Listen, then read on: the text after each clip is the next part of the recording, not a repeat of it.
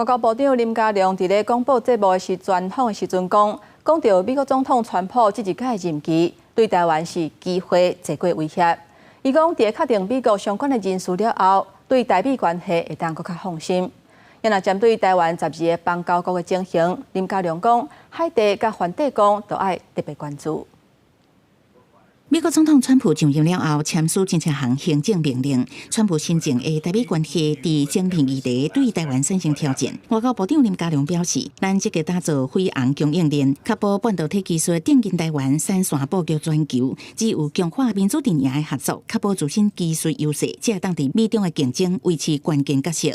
川普2.0的延续性大于变异性，那对台湾来讲，应该是机会大于威胁。最近，国务院官网三度无支持台独的文字。林佳龙认为，台湾的外交关系无需要什么代志拢讲到中国，台美甲美中应该脱钩，避免互中国掌控话语权。佮表示，伫确定国务卿等新人事了后，会当对台美关系更加放心。针对台湾12个友邦总体情形，林佳龙讲，伫拉丁美洲的海地甲欧洲唯一的邦交国校定，恐惊需要特别用心维持。因为海地现在是比较属于动荡。另外一个就是说教廷啊，因为大家都知道现在这个教宗，但最近因为生病哈，大家也很关心哈，为他祈福。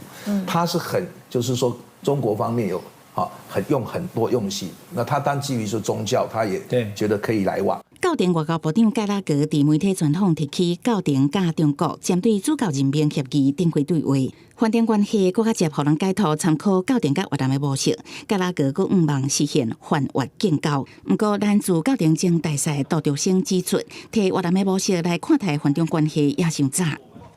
我去参观他主教座堂的时候，我们虽然白天去啊，教堂也是紧闭的，可见呢，越南对天主教还是有相当大的控制。教廷有个很低微的请求，他们在香港有个中国办事处，就专门去追踪大陆的情形，包括接待从大陆出来的神父修女。他们希望把香港这个据点移到大陆去，到目前为止，大陆也没有同意，所以他们有一段很长的路要走。杜德生表示，校定重视天主教徒爱有信仰自由甲权利，比起共产国家，民主的台湾无需要对台湾现况太过悲观。记者综合报道。